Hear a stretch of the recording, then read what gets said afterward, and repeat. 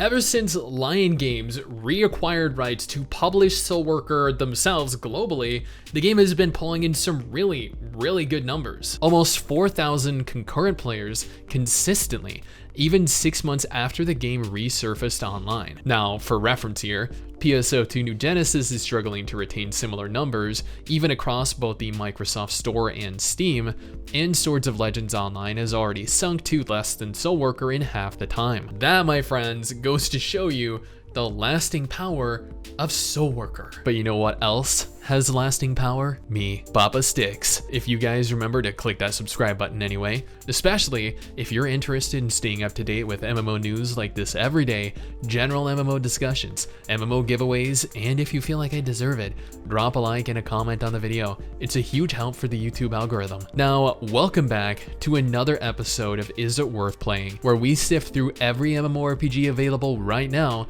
in an attempt to find the best MMORPG in 2021. Today, we're taking a look at what is arguably one of the best free-to-play anime MMORPGs available, SoulWorker. Now, this is a personal favorite of mine.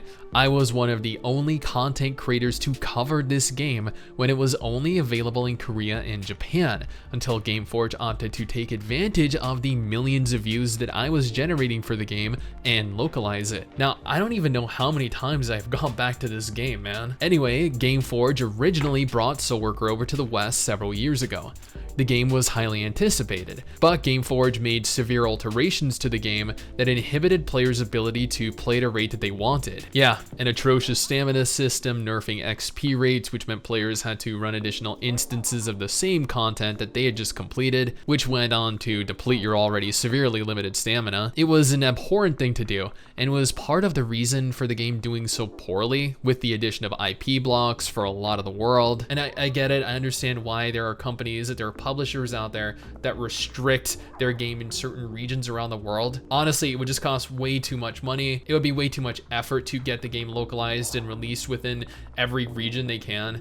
Even Amazon with Lost Ark are having issues with this. And I mean, Amazon is like one of the richest companies in the entire world. Now, fast forward to earlier this year, Gameforge lost publishing rights, and Lion Games, the developers of the game, took back complete control. Thank God. Not only did they remedy the issues that Gameforge had fabricated, but they introduced a brand new character, they introduced new content, and they opted to release the game globally. No IP restrictions. Players could finally access and play the game after years of being neglected and ignored. And that is reflected in the thousands of active concurrent players and tens of thousands of active players every day. Now, don't worry, that is it right there for the history lesson. SoulWorker is an absolutely gorgeous anime-inspired hub MMO. There exist several different unique hubs scattered around the world. These hubs are filled with various different NPCs that each provide players with quests to undertake. Some of them are story related, some of them are purely side content. Both are required to continue to level and progress to new areas. You'll also find other players in each and every hub. This is where the bulk of the MMO aspect comes into play. Players will occupy a space with tens if not hundreds of other players. You can chat, you can group up, you can just hang out like you would in any MMO or multiplayer game. If you choose to group up, you'll be capable of participating in what the majority of SoulWorker is comprised of, running instanced dungeons. Yeah, SoulWorker is not an open world MMO.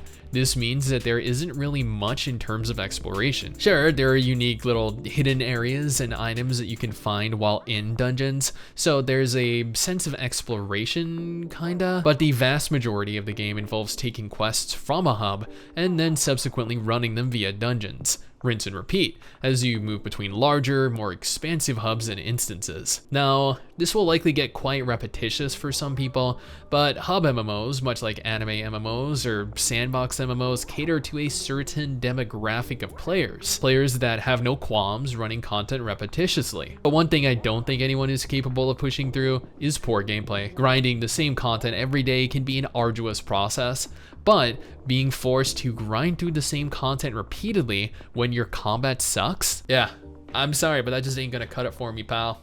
Or for anyone, really? Unless, you're a glutton for really bad combat, which, granted, there might be some people that are. I'm not gonna judge you if you enjoy bad combat. I enjoy bad movies sometimes. Doesn't mean I would like opt to actively watch bad movies all the time, or regularly even infrequently is probably too often for me. Thankfully, SoulWorker utilizes what is arguably some of the best action combat in an anime MMO. Sure, if you compare this to something like Vindictus or Terra or Black Desert, it isn't really gonna stand out. But comparatively speaking, specifically when put up against other anime titles, I dare say the only competition would be PSO2 New Genesis. The combat in SoulWorker is very fast, it has a lot of special effects going on screen, both the movement of your character, the enemies, and the combat itself is all highly fluid, some of the best that I have come across in an anime title. There's a skill system in place that allows for players to customize which skills they spec into, which provides a small sense of individuality. You're capable of pursuing a more personal, custom build, enhancing abilities you find yourself more drawn towards. Speaking of customizing your character, SoulWorker wouldn't be an MMO without customization options, am I right? Heck yeah. You can make some of the most adorable looking anime waifus you will find literally anywhere if you're a fan of playing Barbie or dress up really and staring creepily at your character in provocative positions. Then this this right here is for you. This was their crotch was right in my screen. Oh, there it is again.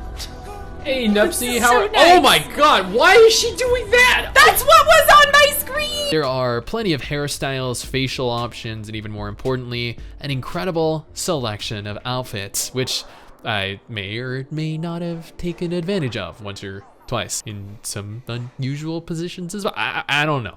Anyway, moving on. SoulWorker has a fairly decent narrative. I mean, it's an MMO, right? They're not really known for their enthralling stories. Most people skip the storylines found within the genre, and while you can in SoulWorkers as well, okay, honestly, you won't really be missing much, but you will miss some context when certain things happen, like this.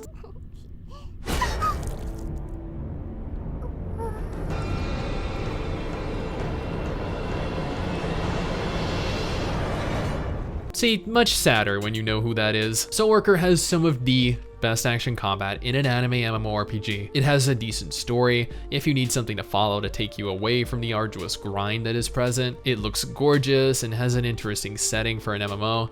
There's plenty of customization options, both for your character's physical appearance and their build. After Lion Games reacquired the game, it actually ended up much better than ever before, and there are still tens of thousands of active players. For an anime MMO, that is something else. Yet, unfortunately, the repetitious nature of it being a hub MMO deters quite a substantial number of players. The story is kind of just there and isn't really all that gripping. The majority of the game doesn't require any type of party play, as it's all very solo friendly. Ultimately, SoulWorker is an MMO that I find myself coming back to over and over, year after year, partly due to the release of new characters and classes to play, and partly because there really isn't an anime MMO that looks and plays as good as this does. With the exception of PSO2 New Genesis anyway. This is a beautiful game with some fantastic action combat, plenty of customization options, and a fairly active player base still. Someday soon, I'm gonna make it.